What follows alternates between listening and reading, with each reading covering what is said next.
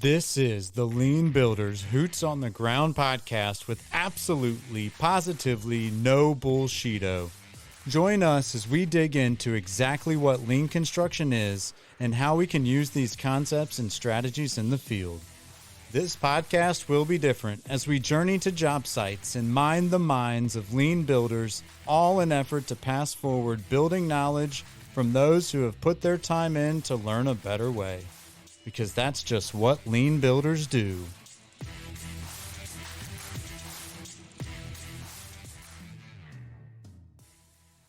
What's up, y'all? Adam Hoots here, the lean builder, Hoots on the ground with no bullshito. And I'm super excited. As always, we've got a gang of guests today, a bunch of cultural warriors here. I'm excited for all of them. I'm going to just let them introduce themselves because there's too much greatness for me to do it justice. I do want to do a quick trust breaking exercise because we're starting to get a little bit more than we can handle here. Introduce yourself as you will, but then tell us what is a food that you do not like. And I think the audience knows me. Y'all know me. I'm Adam Hoots. And a food I don't like is actually mustard. And it's a long story. Maybe sometime we can get into that later on. With that, I'm going to kick it to Mr. Manny. Can you introduce yourself and tell us a food you don't like, please? Sure. Thanks, Adam. Manny Hoyo, Senior Superintendent with Skanska USA building out of our Boston office. Food that I do not like is grapefruit. Sam Sinclair out of Springfield, Illinois with E.L. Pruitt, field superintendent, pretty much handle any field operations, issues, questions, make sure the manpower is in the right spot, and they have what they need to succeed. And a food I do not like is sushi.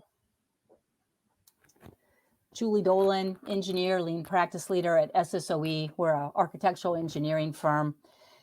And a food I don't like, liver, for all the obvious reasons. I'm Brian Winningham. I'm with Field Driven Lean, and I'm agreeing with everybody except you. I like mustard, dude. I can't help it. But liver and grapefruit and what was your Sam? Or Manny? Or sushi. Yeah, I don't eat any of those either, but I'd have to go with probably celery would be my least favorite food. Just, it's got a terrible aftertaste to me. I don't know why. Most people say it doesn't taste like anything. But yeah. So remind us what we're here for today, Ranger Winnie.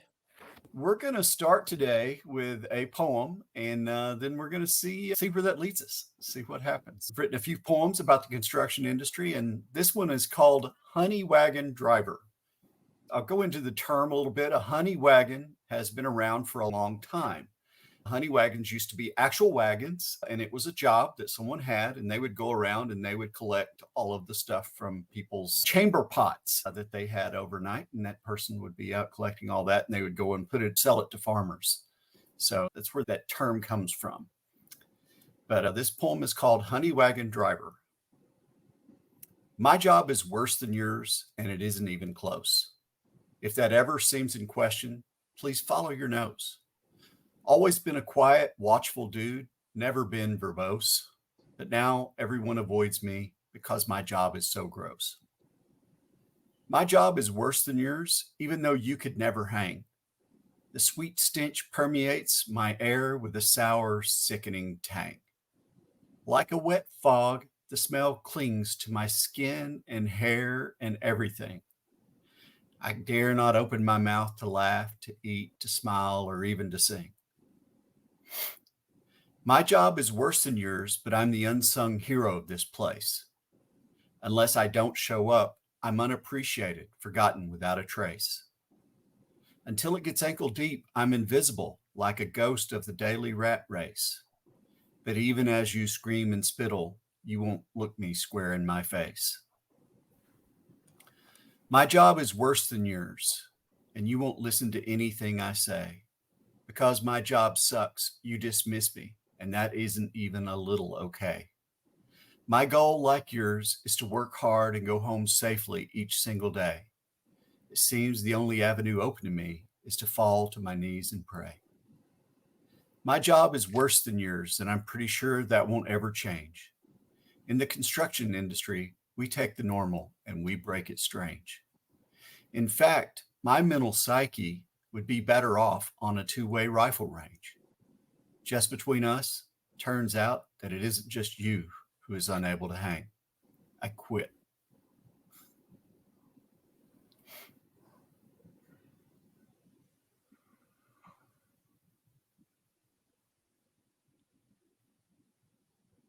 Man, that was powerful, Brian. Thank you. Thank you. I love the way you read through that. What are you guys thinking, Manny? Sam? Where's your minds? So I guess my mind goes to a place where you have the honey wagon driver who's a staple on every construction site. And those words are powerful, particularly the ones of going unnoticed until I'm not there. That's when everybody's complaining about that one individual who has one of probably the most important jobs to keep our job sites functioning and is the probably single most underappreciated individual who unfortunately really never gets made, in my opinion, as part of truly the team, the overall team. Mm-hmm. Manny, do you think that there are other trades that are like that too? Somebody that comes to mind is like the floor guys. They show up and nobody ever even speaks to them or knows who they are. They show up late most days, want to stay late most days for whatever reason. But yeah, that trade is. I was also thinking, for me, the person that comes to mind is the controls contractor. Mm. Mainly in that same sense. They're sight unseen. People know what they're doing, but nobody really knows really what they're doing. Some of the times, whether they're programming or terminating or what they're up to. They're the black smoke. They are a very forgotten industry, and they're very important. As working with them as a sub of ours, it's like almost pulling teeth because they don't want to be there, because I think they always feel like they're coming at the end and nobody cares when they get done or what they do. But we can't start the building. You can't start your flooring. You can't really put ceiling tile in until you have a controlled environment. So it's tough to have those guys that aren't treated fairly. Yeah, you don't know about them until you're screaming, until someone's screaming in their face because things don't work. Yeah. And it's black smoke and magic to everybody else because nobody understands what they're doing until you spend some time. I spent some time with a controls guy one time, and really it was a heck of a learning experience for me, just understanding. I had such a better understanding of how long things took and all of that after doing that. Yeah, we spend a lot of time because as being the installing contractor, when it doesn't work, it always comes back to you, even though it's 9 out of 10 times, I hate to say this, it's the controls. But that's really frustrating when you're on site and you've been there for days as a project manager and the controls, something's still not working, and the controls guy shows up and fixes it in 5 minutes. You're like, where was he 4 days ago when nothing was working? Yeah. It's the same with our honey wagon driver. And until that thing is overflowing, people start seeing those kind of problems. You don't really think about those guys being there, what goes into it. I think that for a lot of America, that most of what goes on in construction is hidden like that. How do y'all feel about that? Yeah, I took this. I guess I left the honey wagon part out and put it more as in my role and my position as the field superintendent, getting guys there. You're not the project manager. You're not the estimator. You're not the guy out in the field doing everything. You're just the middle guy running the orchestra and hoping that it all works out. Get the right guys on the right job. And then at the worst part of it, whenever you seem to get everything's caught up and things are slowing down, you got to be the one to let people go or change the manpower, change positions. And then nobody likes you because you're that guy that comes and says, hey, sorry, I got to let you go right now. We'll get you back. And it's just a job that's very thankless at that position. Leadership. You're talking about leadership, Sam. That's exactly the same way I took this thing as well. Yeah, you're taking all the blame and none of the glory. Like, you're passing off all the glory. And That's part of being a servant leader, right? And I also, to elaborate on what we were talking about earlier, I think it's all skilled trades, right? If you globalize this thing from a societal standpoint, Hmm. society doesn't know what we do. They don't know that it takes Sam plus an electrical contractor, plus a controls contractor, plus a GC to make this thing all Plus a duct manufacturer, plus happen. Yeah, infinite other, plus a Julie Dolan, right, to tell us how to actually make it happen. And so I think it's much bigger than the honey wagon. But I love how, Brian, you just narrowed it down to that one focus, because that then impacts all those other people just in the same way that they're being disrespected. it's all about respect for people, right? I think that's really what where the poem lives, is about respect for people. For me, and doesn't mean it has to for anybody else, because everybody, it doesn't matter if I wrote it and that's what I was thinking about, because everybody gets it. It comes to everybody a little differently, and that's okay. But yeah, it's respect for people. We don't think about that guy that comes and cleans the toilets all the time, but it's a terrible job. It's a horrible job that I wouldn't want to have. It'd be crappy to have that. Literally. Crappy, literally, to have that job. And those guys really, nobody ever tells them, "Oh wow, we're really glad you're here. How you doing today?" It's, let's just talk about it. Let's just put it out there. How is it that every one of these guys managed to show up only during lunchtime or owner meetings? I don't understand. But that's when the honey wagon runs. It's during lunchtime or owner meetings. And there's a certain smell that comes with the honey wagon that nobody likes either. So that's part of it as well. There's a lot of jobs like that in construction. Well, I want to find out. So, Miss Julie, where are you at on this whole thing here? I didn't know what a honey wagon was until Brian explained it. But like the others on this call, we've all internalized this. It's a shit job. I think we can all understand that.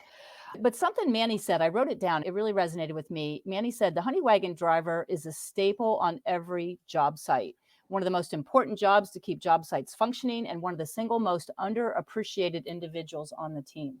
So I feel like that person, right? I'm not even at your job site. I'm not on your team. I'm married to this industry, and I'm the great enabler at home or in the day job, wherever, making sure that at least my workers are showing up on your job sites and keeping the construction orchestra playing, holding it all together at home until we can't. And when I'm not respecting my son or husband for the job they're doing because they're home after 8, 12-hour days and they don't have any bandwidth to help me at home, things aren't going well for you on your job site then either. It's not just the skilled trades, unless you consider housekeeping and child raising a skilled trade. There's a lot of people disrespected in this industry. And I guess that's where my head's at, Adam. It's no single group. It's no honey wagon driver by himself. It's a lot of people we aren't respecting. It's almost to a point where you could say that the disrespect is institutionalized in construction. It really is. It happens in the way that we prosecute the work and forcing people to have to do it on their hands and knees sometimes, or overhead all day sometimes. It happens in the way that we don't hire women in our industry. It happens in the way that we don't hire minorities in our industry. It is institutionalized in our industry, and that's bad. And that's why we have the results we have, I think, too. Yeah, Manny, how do you think all of this relates to construction suicides and mental health in construction? Like, help me draw a connection here. I look at it, I actually had an experience on Friday that I draw a parallel from, but I would say that it all has to do with conditioning. And I think our industry conditions people to not respect one another. There's that saying, right? Like first in, best dressed, let's say. I don't care whose turn it is in the sandbox, I'm going to get mine and that's it. But on Friday, I was with some folks. They were on one of our projects. They showed up and they were putting our trailer together, doing the skirting and setting up the furniture on the inside. And there was a woman who stopped by with a young child on a carriage, in a carriage, and he was just in awe, just watching what the folks were doing, putting the trailer together, working with their tools. And although our industry conditions people to go against each other, I still have hope when I see a situation like that. And those are the folks, the younger generation, who we really need to be, gravitating towards and making sure that change happens. With respect to construction and suicide, I think that the conditioning that we have, the hours we work, the environment that we're almost used to working in, which is subpar, I think it all just layers into that, makes you feel like your self-worth just gets deteriorated. The construction industry, I've always been a firm believer that it's probably one of the only industries where there is genuinely a place for everyone. And it's important. It's all important. Everyone kind of ties into each other's trade, and we're all interdependent. So isn't it amazing that little kids, like all little kids, love construction? It's just fascinating to little kids. By the time they graduate high school, we beat that out of them and told them it's a crap job. Don't do it. You got to go to college. And it's just so not true. I had to go to work when I was 10, and that's not a great thing. And there's some trauma involved with that. Yeah. But I got to work with my dad. Like, I got to spend from the time I was 10 till I was 15. And then from the time I was 16 until I was, say, 20, working with my dad. And that was just so awesome. And it's just, I learned so much from him and just got to spend so much time with my dad that my sisters didn't get with him because they didn't go to work with him, but I did. And there's just such a joy from kids that they really love construction, and we somehow figure out how to beat that out of them by the time they get to high school. And we need some of that back, some of the shop and auto mechanics and all that stuff that we used to teach in high school. I was one of those kids. My parents, that's how it was. Like, you have to go to college. You can't work in the trades. And thank God I had wood shop and CAD in school, because it was like the two subjects that I just excelled on. If it wasn't for my CAD teacher, I wouldn't have gotten on the career path that I did and where I am today. Yeah, I think that high school is really killing our industry, and they don't even know it, by taking your first cuts or a shop in ag class or welding or whatever. Music. Because it's not getting them the test scores they need to keep their high school funding and everything up, and then they want to get to this college level. Not everybody's geared for college. I didn't go.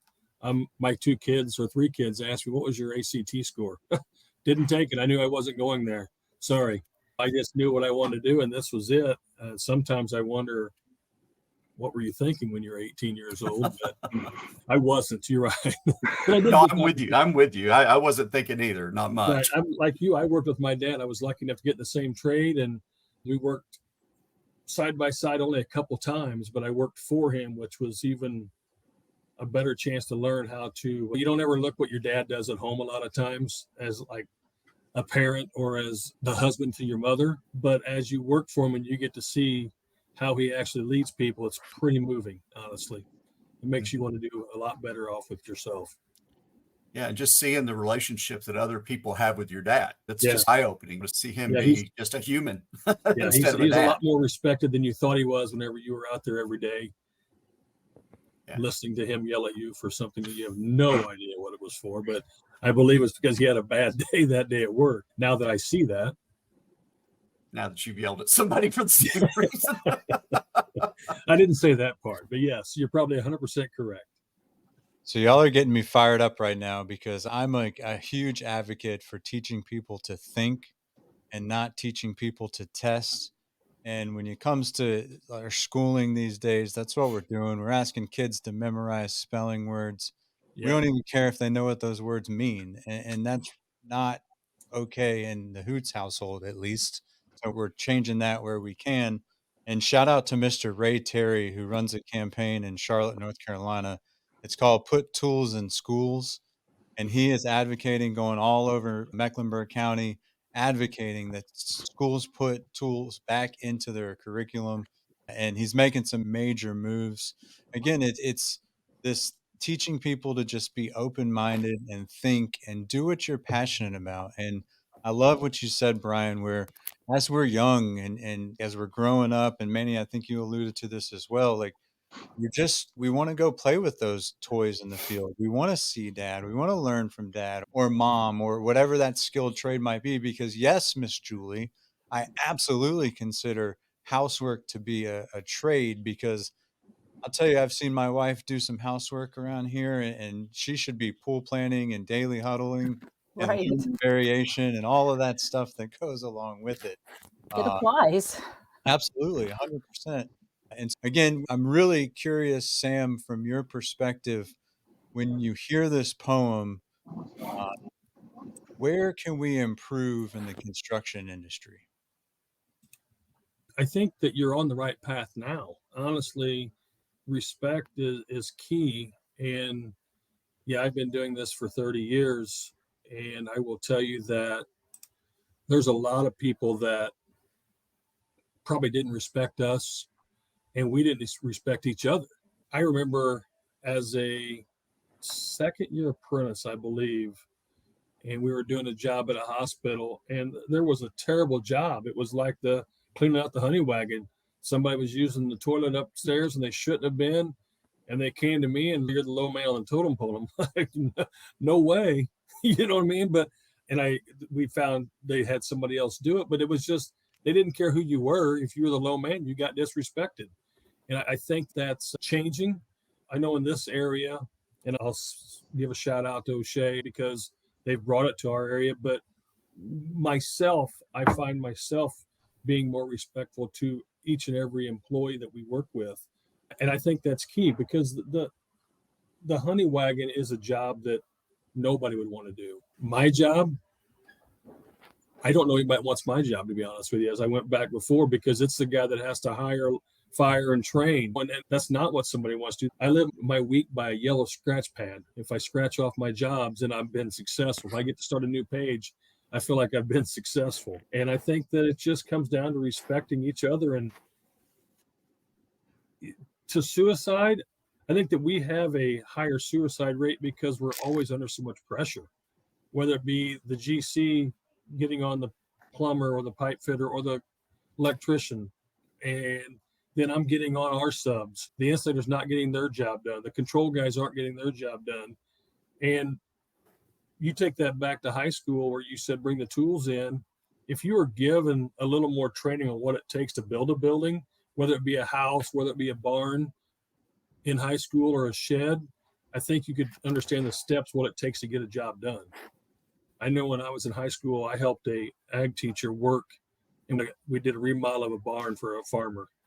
And I didn't have no idea what it took to get to the point of getting the roof on the place. It was just something I'd never done. And now I understand a little more of the steps that take to get the job done. Hope I answered your question, Adam. I felt like I kind of. No, you nailed it. I think you basically alluded to respect. And I was actually talking with Felipe Engineer Manriquez just yesterday, and we were talking about our contracts and how there's 9 million different ways on how we should handle claims or disputes. And there's not even the word collaboration in the entire contract. And it's just, it breeds disrespect and confrontation, and it's just unacceptable. And so new things like IPD and IFOAs and these type of contracts are starting to introduce that word, but still, I would challenge to what degree, right? Is it enough just yet? Manny, how are you? Go ahead, Brian. No, go ahead. I was just going to ask Manny what he's seeing from a contractual standpoint, if they're having any success getting respect onto their project sites. I think we're doing better. I will never say that we are fully successful because, just as you mentioned, our contracts are basically like owner contracts, even AIA contracts. They're written in a sense where you're just basically pinned against each other. And it's almost like who can get a leg up on who when it comes to a dispute or a claim. Now, recently, I have been having experience with IPD kind of atmosphere and contract setting. And the amount of just collaboration, as you mentioned, and even just open, difficult conversations from a non-adversarial standpoint, it is truly, it's refreshing to be able to have those conversations when you're actually trying to really come up with the best solution to a problem, right? from a financial standpoint, from a schedule standpoint, even from a constructability standpoint, being able to toss out ideas and actually just all roll up your sleeves and really think about what is fundamentally best for the program that we're trying to achieve and how do we get there. That's what's important. In my mind, that's one of the most successful avenues that you can have, because everybody is incentivized to really fire on all cylinders and try to really think outside of the box to bring the best value, which is what it's all about. I have a pet peeve around this, though. I hear a lot of owners asking for IPD light, and really that's just asking to have your cake and get to eat it too. If you're going to ask for these behaviors from the people that you're hiring, then you need to have those same behaviors. And putting out there that you want everybody to be in collaborative, but you're not holding yourself to that same standard, it's not okay. And you're not going to get the results you want, period. I agree. And one of the best things that I was a part of was actually witnessing our progressive partner selection process, where we were brought on first, and then we brought on the engineer, and then the mechanical contractor, and then the electrical contractor as the prime signatories to the IFOA. Yeah. And having that progressive partner selection was important because we were all able to align on what our conditions of satisfaction were for the overall project, what our rules of engagement were, and even just how we went about psychological safety in our meetings and in all of our business activities, really. But it is important. It's important. If you're going to say it, you got to stick to it 100%. Really. Yeah, it needs to be the whole team, I guess, is the point I'm getting at. It can't be minus the owner. They're a very important part of this. I see in our industry that we look at risk wrong. Very often we think risk is money.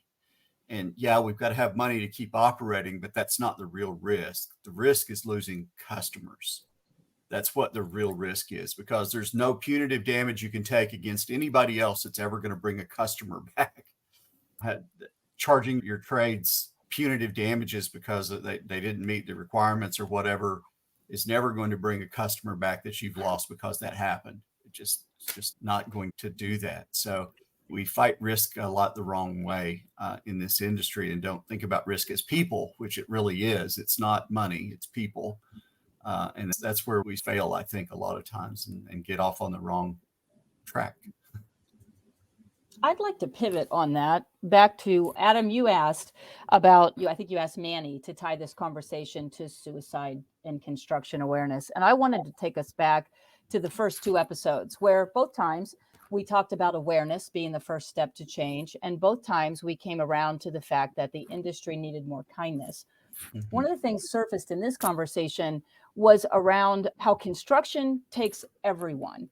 And I think about the people that I know in apprenticeship training programs, or the journeymen that I know, and I know a lot of them, they're often second and third chance type employees. It's not that they didn't necessarily go to college or they weren't cut out to college, but they also didn't necessarily start in construction. They may have flamed out on a different road. And I know more than a few that came to construction in their late 20s as journeymen. And so I'm thinking about, how do we address this issue? What about in the apprenticeship programs? We all work with trades. Suicide awareness in apprenticeship programs, mentorship. You've all lived this for a long time. Do you see a space for yourselves to insert kindness into skilled trades training before they ever get to your job site? Is there a place in this industry for that? I would agree 100%.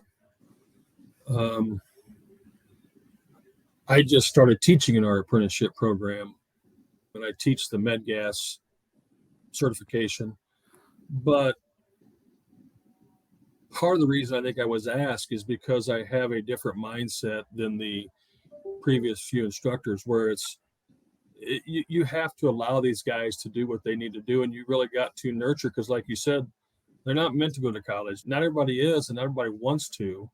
And if they failed at something else, the first thing you do is you want to put your arm around them, make sure they succeed, because the way I look at it is, if I have 15 apprentices and let's say only 3 of them pass that class, I didn't do my job. Mm-hmm. I didn't get them there. Okay. And I look at it as a bigger picture, as I know this probably sounds selfish, but if I don't have those guys coming up that understand the trade, Is there going to be a trade in 20 years? And where's my retirement coming from? Who's going to be putting this stuff in the hospitals when I'm the guy laying there needing an oxygen line? We need to, I know nobody likes to hear the wrap your arm around them or love or hug or anything in the construction industry. I like it. But Me too. But it's the mentor and I'm as hard nosed as you can get. You could ask Nick and I did that podcast with you before, Adam, and we had our moments. We didn't used to get along, but we've grown and seen what advantages it does for the industry if you can get along with people and you can nurture those younger guys. I got a guy that's a 4th-year apprentice right now. His dad's worked for me. That's sad to say that I got 2 generations worked under me now, but we had his foreman retired and I threw him in the largest plumbing job we have to finish it as a 4th-year apprentice. Now, will I be over there weekly, twice a week to make sure he's succeeding? Yeah. That's what I need to do. I don't want him to get to where he's burnt out because he's getting frustrated because there's so much going on and he can't keep up. So I'll put a little extra time in him to make sure he gets there. And this is where I start arguing with a lot of lean folks about waste, because learning is not waste. No. And making mistakes is not waste. That's learning. Continuous if you learn improvement. from it. Yeah. So, and Sam, you're not selfish for wanting this. You're not selfish at all. In fact, I would say you're a good leader because that's what leaders do. They develop people. And if we want this industry to get better, if we want us truly to not be executing lean, but to be doing continuous improvement where we're learning from our failures as much as celebrating our successes, we've got to develop our people. We've got to show them kindness. We have to care. So yay for you. Thank you. Let me just be the naysayer here because those words do make some people feel uncomfortable, right? Like it can be. They did me for a long time. Yeah, and I'm getting there. In fact, I wrote a blog for the Lean Construction blog with Jennifer Lacey and Jesse Hernandez, and we started it with love, care, and compassion. Those are 3 words you rarely hear in the construction industry. And I'd say kindness is a 4th one that we don't hear at all.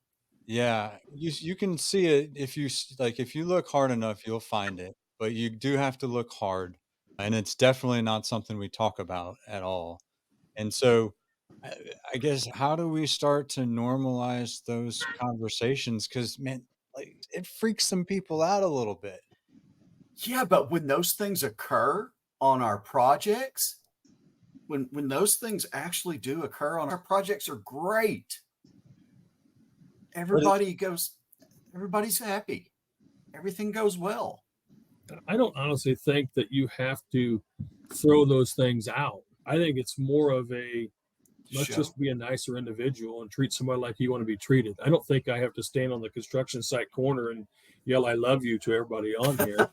But if you just treat people the way you want to be treated, the old golden rule, I think you're going to be okay. I think we'll be a lot better off because in the past, I didn't talk nice to everybody. My way was the hard way. I was typically the number one butthole. I'll say it. And I felt that way, Why? But I felt that's how I got results, honestly, to push harder. You did get results because you continued to do it. Yeah. You got short-term results, maybe at the expense of some relationships. I lost friendships. I lost a couple employees because I acted that way. But today, no, I don't. Actually, a guy came in today and he's like, man, you seem awful relaxed. I said, I am. I don't know why, but I feel pretty relaxed today also. I got a lot of things to catch up on from last week, but they'll get there. I wonder if last week had anything to do with how relaxed you feel today. I think it had a lot to do with it, actually. It's always good to go on a retreat. Yeah. Let's center this thing back to just mental health and construction. Manny, why? Clearly, we reached out and you were like one of the first people to accept. Why is mental health important to construction from your perspective? I think for me, our industry is one of those where just talking about mental health is taboo. Being able to just say, I'm not feeling great today, right? We're an industry where literally you get told, leave your emotions at the gate, right? Leave your feelings at the gate. You walk in, you give 110% every day, and then you can pick it back up once you leave. Doesn't work. It doesn't work for me. I'm one of those that I've had to learn to really keep consistent with my emotions just as I kind of progress in a leadership role. It's one of those things that you need to have. You need to make sure that you're always calm, cool, collected. You're the one who steering the ship, leading the project. But that doesn't mean that I don't have a struggle internally that I'm trying to work through every day. And for me, being an advocate for that to anybody else that's having a bad day, I tell people at my orientations, I make it a point to at least pop in and hand in my business card and say, if you're having a bad day, here's my number. You can give me a call. I will talk to you. I will stop and just see how you're doing, see how you're going, because everybody needs an outlet, man. I know I do. I speak to somebody twice a week just about life in general. And I'm not afraid to say that, just because there's a lot of pressure that our industry puts on us, and being able to just have an outlet, right? It's important for everybody, whether it's a hobby, a friend to talk to, or a professional. We work so many hours that sometimes even just having an outlet is tough. Being able to turn to something like that versus drugs or alcohol, let's say, right? To me, that's not being weak. It's actually being strong. So, Amen. Hell yes. Thank you, Manny. That was really awesome. Thank you.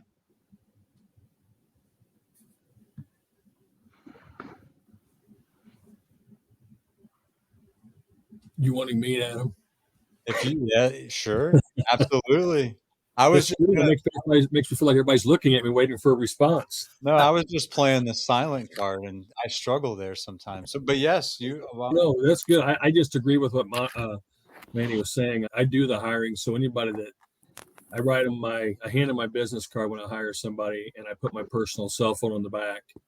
Also, so if they have to call me after hours, feel free. If my foreman that's working for me tells you to do something that you don't agree with, or if you're just struggling one day, call me, reach out. I'll be there anytime. And I don't so much, I guess I'm naive. I don't see the alcohol problem. I know it's there. I try not to witness it, but the drugs are more the problem for me. And I would rather keep you guys, if you want to go have a beer, okay, great. But don't start the stair step drugs, the marijuana to release yourself. And then you don't know where you're going to end up after that. So that's always what I tell them. Just call me, reach out. I'm always here to talk. Manny and Sam, I'm thinking about what you said about handing out your business cards, and you're encouraging people to reach out to you, and occasionally you check in on them. You guys are the leaders though, right? So it's a pretty courageous person that might be new in the industry that would really pick up the phone and call you. I'm wondering if you turn that around sometimes. Do you text people to check in with them, or do you send a note? How are you really making yourselves available besides the initial passing out of the card? I hit every job site as a field superintendent. I have to go to everywhere I got employees working. I stop and talk to them, and I make it a point to talk to one-on-one, especially the apprentices. I won't say every 2 months because I'm behind, but every few months I'll go and pull one completely outside the building, and them and I'll just talk for a couple of minutes. How you doing? I think you're doing a great job on this. The reports say this. Is there anything you need to talk about? Everything going good? And I try to get to know each and every one of them on a personal level, so that way they feel they can reach out and talk to me. Awesome. yeah, and I think for me, as a superintendent, as you're walking the job site, right, you start to know who the more quiet folks are on your job, who may not necessarily go out of their way to say hi to you. Part of the time it might be just because they're like, oh, the soup's walking around. Let's make sure our safety's up to compliance. But I actually tend to focus on the ones who are not only quiet, but always are doing the right thing, because those are the ones that kind of keep to themselves. And I just want to make sure I'll stop and just say, hey, what are you doing? How are you doing? Or even just stop, and if I've forgotten the individual's name, just say, hey, what's your name? Oh, Greg, it's great to meet you. How long have you been out here? You're very quiet. If there's ever a problem, reach out to me. If I'm walking around and you see something that's not right, or you just want to shoot the shit about the Pats or whatever, even though they're not doing great this year so far, I'm here for you. So it's kind of one of those things where it's a brother and sisterhood on our job sites, and we have to foster that environment. I always liked asking people what they're doing and having them show me, what it is I'd learn a lot about what people are doing and what the trades do. And everybody loves to talk about themselves. And it's a really great way to get somebody to open up that really might be reticent to talk a little bit, so have them show you what they're doing. Yeah, Brian, you and Julie mentioned on a previous episode becoming mental health certified, similar to being first aid and CPR certified. Manny, I see you shaking your head. Yes. Are you familiar with that credential as well? I am, yeah. Our company actually has a green sticker program, which individuals can be trained on. It's a sticker they wear on their hard hat, and it's similar to CPR and first aid training, where there has been in the company just some talk about it, especially in our region with respect to not being like a certified counselor, let's say. But what it really does is just gives you an avenue to have a conversation and be able to direct people to the right place, right? Just be an advocate for mental health. Yeah.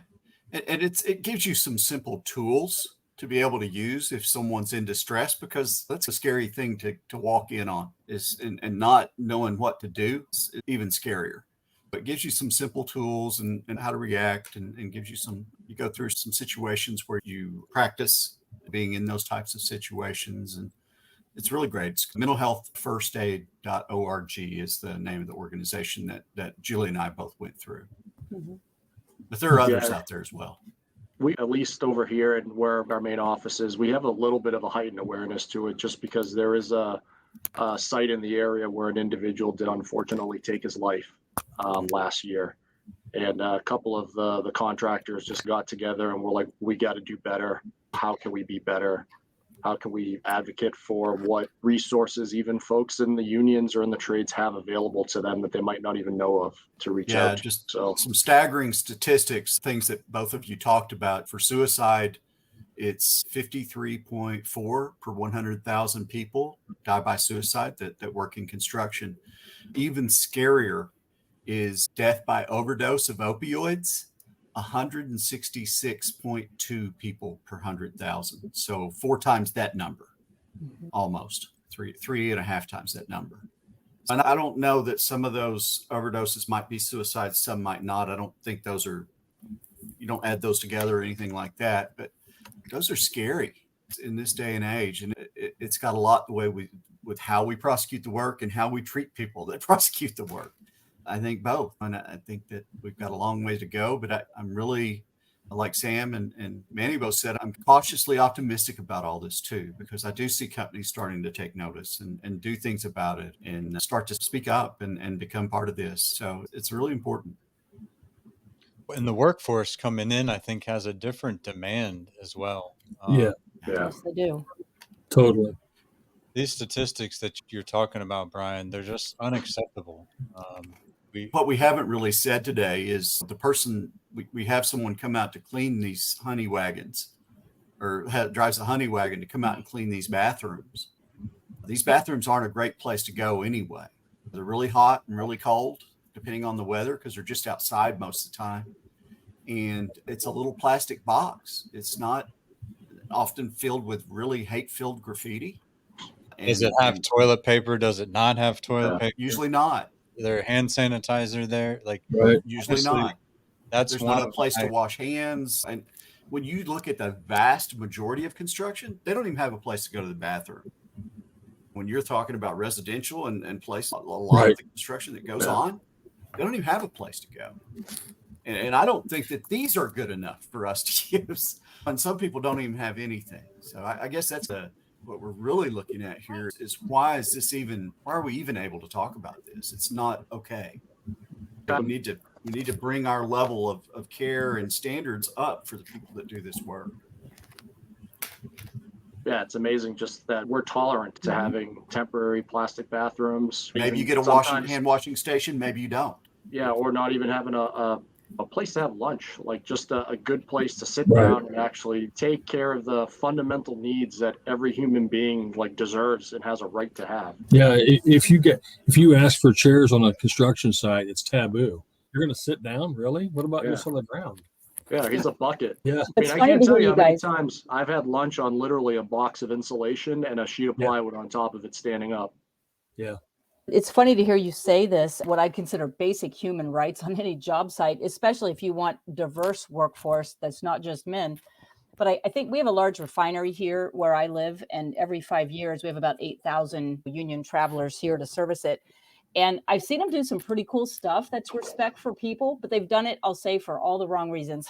They're doing it because they want to retain the workforce. They want people to be able to work 18-hour days. So they bring in food trucks and they put in these air-conditioned break tents and they put in the watered porta-johns and all these, and everybody loves, as far as working a turnaround goes, loves to come here and do that because of the respect shown to them, but it's really a return on investment. It wasn't kindness that motivated it at all. Right. It was job retention and getting the next 6 hours out of somebody so that they don't have a good reason to leave. They can just do it all right here.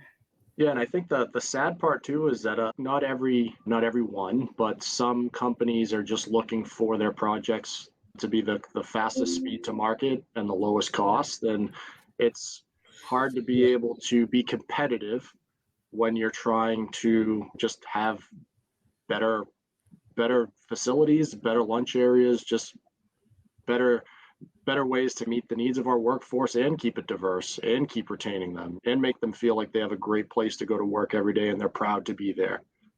We need to remind owners that the people that they're building this for are also the people that are building it, and that they deserve exactly everything that the people that they're building it for get. And that's really something that's lost in our industry so often. That we don't have to treat the people who are building this the same way that the people who are going to use it get treated. And we need to change that. A simple way I did it when I was back out working, when it was cold or extremely hot or whatever, it started out as a joke. I made a sign and I had 5 or 6 guys on my job with me. I don't remember what it was. And I put there was a gas station. It was a Hooks just down the street. So I told them, anytime you need a break or you need to go to the bathroom, just stick that sign in the gang box, or no questions asked. I'll know where you're at. You know what I mean? So I said, we put in indoor plumbing and we're not going to go use that outhouse today just to be. So it started out as a joke, but it went on the way and it lasted the whole job site and everybody was a little happier in the wintertime. I'm listening to y'all talk, and it's to me, it's just as simple as everybody matters, right? When we can make every single person on our job site, around our job site, adjacent to our job site, when all of those people matter, we've done it. Then we see the drop in mental health statistics Right. that start. I mean, and it's some valuing. The beauty there, Adam, is that you can do it on your job site right now. Yeah. You can start to make a difference today on your job site, on the job site that you're working on. By just uncovering how somebody matters on that Practicing job. kindness and love. Care and compassion. Amen. Yeah. So we're coming down, we're narrowing the hour mark here. I'd really like to get some challenges out to the industry. I think mine is just that. Everybody needs to matter, industry. What are you doing? Why does everybody on your job site not matter, including and most importantly, the honey wagon driver? I'm curious what others have. What's the challenge that we're leaving the industry with in this episode?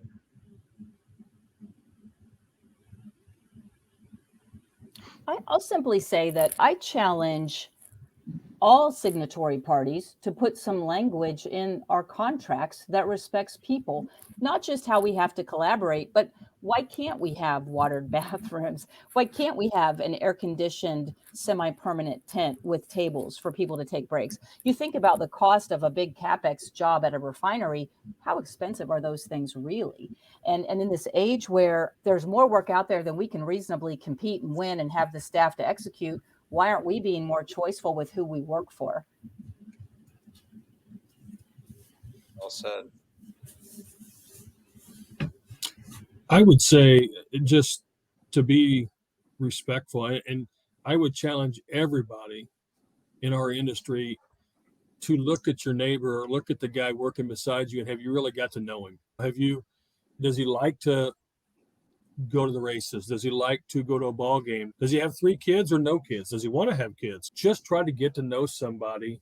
And it doesn't mean you have to spend every waking minute of the day with them. On a construction site, there's a few minutes every day where you could just say hi, or how's the wife doing, or how's everything going home. Just try to get to know somebody a little better on a personal level.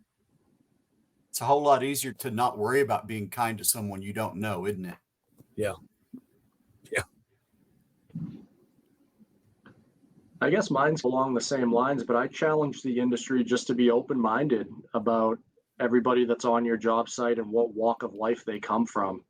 I think we don't necessarily know each other's backgrounds and how they got to this place, right? Which we call the madness and chaos on our sites. But that person's a contributing member, and they should be honored and elevated just as anybody else on the team, because teams build jobs, and without everybody there doing their part, you're only as strong as your weakest link. So you need everybody fundamentally, and really just being open and respectful. So I challenge the industry to. Sorry, I don't understand. Me either. Sorry, I couldn't understand. The industry answered. Yes. In rightful fashion, before you even finish the question, because we already know the answer, Brian. I challenge the industry to kindness. I think we started off there in all these episodes, and we keep coming back to it. I think it's the key is understanding, and really, to be honest, that kindness got to start with us, right? Before we can share it with anybody else, we've got to start with us.